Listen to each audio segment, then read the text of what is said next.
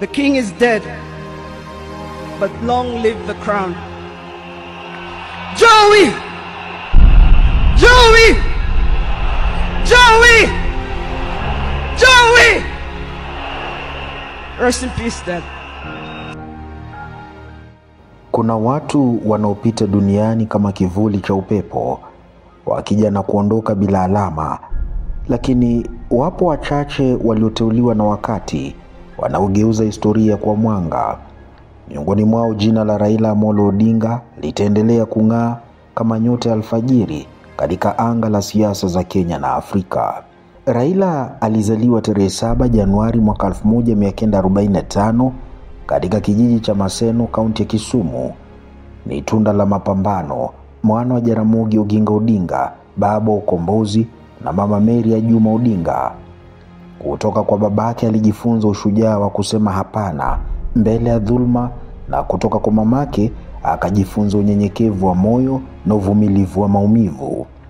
Safari yake ya elimu ilimpeleka katika shule ya upili ya Maranda, kisha akaelekea Ujerumani Mashariki ambako alisomea uhandisi wa mitambo katika chuo kikuu cha Magdeburg. Lakini zaidi ya uhandisi wa chuma, Raila alijenga uhandisi wa fikra. Alisuka mawazo ya usawa, haki na utu katika warsha ya akili yake. Aliporudi nyumbani hakuketi kivulini cha raha. Alijitosa katika tanuri la siasa, si kwa tamaa ya madaraka bali kwa kiu ya kuona Kenya ikitoka gizani mwa udikteta. Ndipo upepo wa mateso ukaanza kuvuma. Alifungwa, akatupwa gerezani, akaishi kizuizini miaka 8 bila hatia. Lakini kama chuma kinachotoka motoni kikiwa imara zaidi, ndivyo nafsi yake ilivyoimarika. Wafungwa walikata tamaa, yeye akatunga matumaini. Wanaweza kunifunga mwili, alisema, lakini hawezi kufunga mawazo yangu. Katika maisha ya ndani, Raila alioa Aida Betty Odinga mwaka 1973, mama mnyenyekevu aliyegeuka ngome ya subra na matumaini.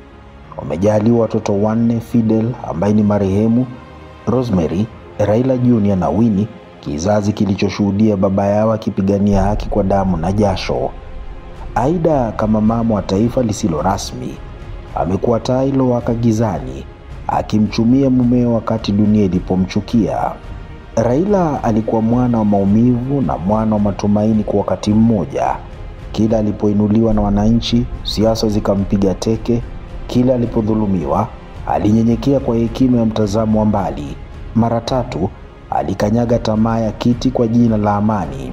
Mwaka 2008, baada ya damu kumwagika, alikubali kuwa waziri mkuu chini ya Rais Mwai Kibaki, akafunika kidonda cha taifa kwa busara. Mwaka 2018 akakumbatiana na Rais Uhuru Kenyatta kupitia handshake ya ajabu, akazima moto wa chuki uliokuwa ukitisha kuligawanya taifa.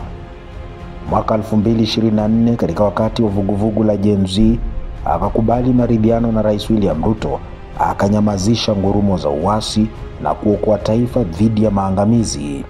Hayo yote akiyafanya si kwa udhaifu bali kwa ujasiri wa simba anayejua wakati wa kunguruma na wakati wa kunyamaza.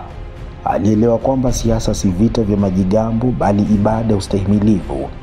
Leo taifa linamlaza shujaa huyu kwa heshima zote za urais, mizinga ikilia, bendera zikipinda na nyoyo zikitokwa na machozi ya kumbukizi.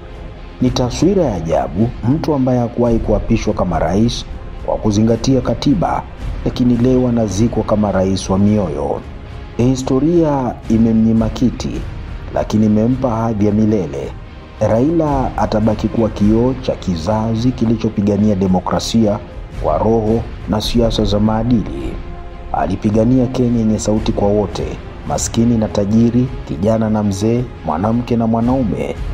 Alijua kwa taifa ujengwa kwa ukweli, si kwa udanganyifu, kwa umoja, si kwa binafsi. Kwa bara la Afrika, Raila alikuwa ishara kwamba uongozi unaweza kuwa ibada, si ulafi. Kwa siasa inaweza kuwa huduma, si vita vya koo. Alizungumza lugha ya haki, akahubiri amani ya utu, akapanda mbegu ya matumaini katika udongo wa mateso. Sasa amepumzika, lakini sauti yake bado inavuma katika upepo wa historia.